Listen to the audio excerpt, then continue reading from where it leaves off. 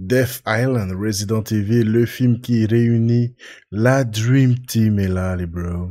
Avec Chris, Jill, Léon, Rebecca et Claire. Donc, c'est sorti le 25 juillet 2023. Qu'est-ce que j'en ai pensé, moi, en tant que grand fan de Resident Evil? Eh ben, c'est sympa, mais ça aurait pu être mieux. Bon, déjà, le grand coup marketing de ce film, c'est bien sûr de réunir la team entière. Enfin, il n'y a pas tous les persos qu'on a joués dans les Resident Evil, mais il y a les persos les plus iconiques. Bien sûr, Léon le plus populaire, après il y a Chris, après il y a Jill. C'est les trois plus populaires, et après il y a Claire et Rebecca, qui sont un peu au second plan, mais voilà, qui sont là quand même. Niveau popularité des personnages. Et le film s'est vendu sur ça. Parce que dans les jeux, jamais ils ont été réunis, nos camarades. Jamais dans un jeu, tu as eu les 5 réunis. Par exemple, dans le 12, il y avait quand même du monde, mais il n'y avait pas Claire. Et dans le 6, pardon, il y avait du monde, mais il n'y avait pas Claire. Et il n'y avait pas Jill, par exemple. Donc, et voilà. Le film aussi a beaucoup joué sur ça. Et sur la rencontre entre Léon et Jill. Bon, les gars, moi, je vais spoiler, hein, pas de souci. En fait, le film, ça parle d'une nouvelle menace bioterroriste qui, comme quoi on a retrouvé le cadavre d'un orque qui a été dévoré par une sacrée bête, un requin, voilà, qui a été modifié biologiquement. Du coup, Claire, elle amène, comme elle enquête, elle est dans TerraSave, elle va voir son frère Chris qui est encore au BCAA, parce que le film se passe en 2015 dans la timeline, les bros. Ils sont encore jeunes, ils ont encore la quarantaine, je crois, ou trentaine, nos héros. Et voilà, on voit que Jill, en fait, c'est le personnage central du film. Euh, on se sent sur elle par rapport, vous savez, quand on avait contrôlé ses Wesker dans Resident Evil 5. Voilà, elle s'en veut, elle prend des risques sur le terrain. Chris, il aime pas ça, mais elle aime pas que Chris chouchoute. Voilà, elle s'en veut d'avoir fait du mal à Chris et tout. Et en même temps, elle en veut pas à Chris, mais dans le film, Chris, il comprend, c'est un boss et tout. Et du coup, voilà, ils vont sur l'île d'Alcatraz parce que c'est là-bas apparemment que c'est louche, même leur enquête et tout. Bon, niveau scénario, Resident Evil, c'est jamais le méga, mais ce qu'on aime, c'est plutôt l'ambiance, quoi. Et non, pour ça, on n'est pas trop servi.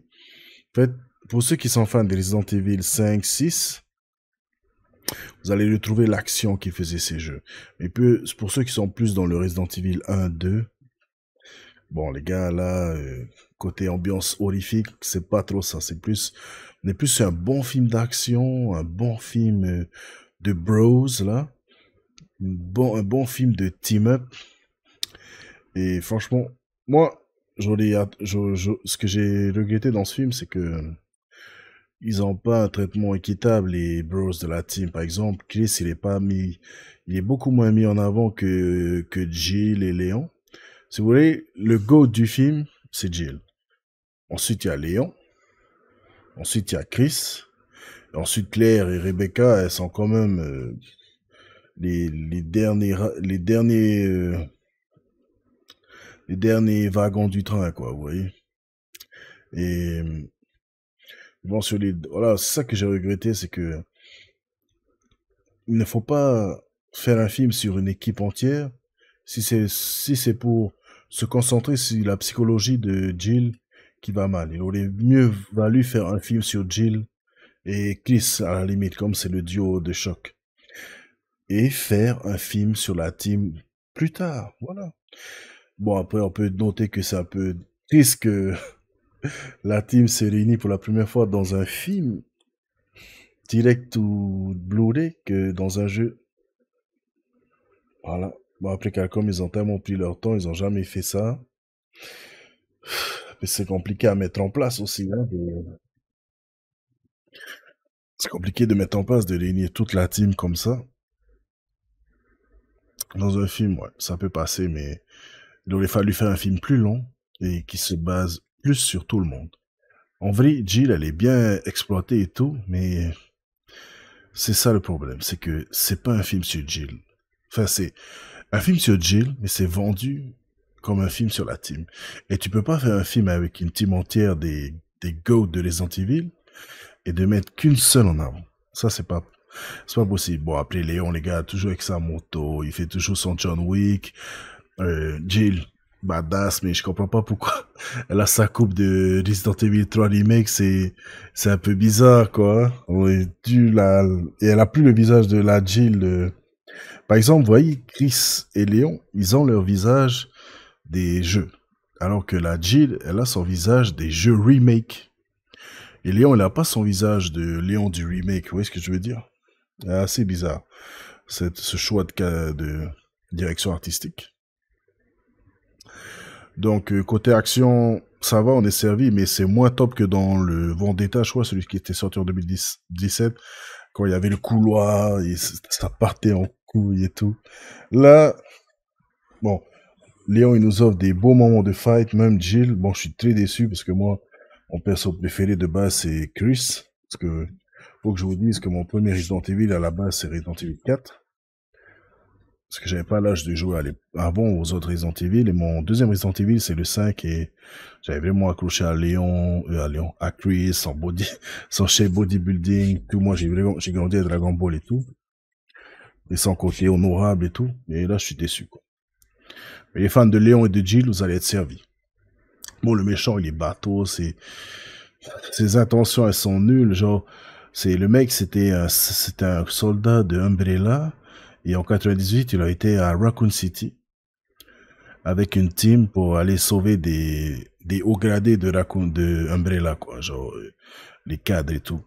Et après, il y a son unité qui a été décimée, et Umbrella lui a dit, bon, tu tues toute ton unité, sinon on te ramène pas. Du coup, il a fait ça, et après, à la fin, il était genre, dégoûté d'Umbrella du style, putain, à cause de vous, mon unité est morte. Si c'est comme ça, je vais me venger sur le monde et blablabla. Il m'a endormi, le méchant.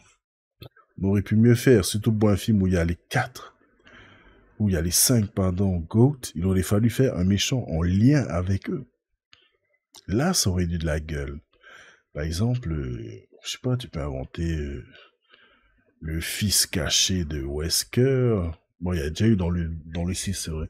Où on peut faire le fils caché, par exemple, génétiquement de Chris, ou on avait pris ah non, par exemple, le fils caché, ou génétiquement de Jill, par exemple. Lorsqu'elle était avec Wesker, vous voyez? Vu qu'on se sent beaucoup sur Jill. Par exemple, on avait pris l'ADN de Jill, on a fait un fils caché et tout. Ou un méchant en lien avec leur passé, tu vois. Moi, je connais pas bien l'histoire des Resident Evil avant le 4, mais voilà. Très déçu du méchant.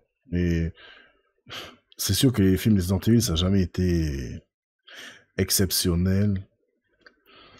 Pour faire vraiment, je pense, pour faire un film exceptionnel Resident Evil, il faudrait reprendre les bases de l'horreur, en faire un film très horrifique, mais le problème, c'est que, comme l'avait dit l'un des producteurs du jeu, c'est que maintenant, Chris, Léon, Jill et tout, c'est des mecs surentraînés qui n'ont plus peur des zombies, qui sont ultra dans le work et tout. Donc, c'est vrai que ce côté-là, on peut pas faire un truc horrifique sur Léon, moi. Mais en fait, ça serait bien de faire un film Resident Evil qui se concentre, par exemple, sur des petits jeunes qui essayent de se sauver, je sais pas, d'une ferme ou d'un manoir.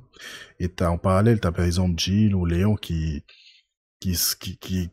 tentent d'aller vers les jeunes, vous voyez. Parce que c'est sûr que utiliser Jill et moi, t'es obligé de faire un film d'action. Parce que maintenant, eux, ils vont pas avoir peur de tout ça, quoi.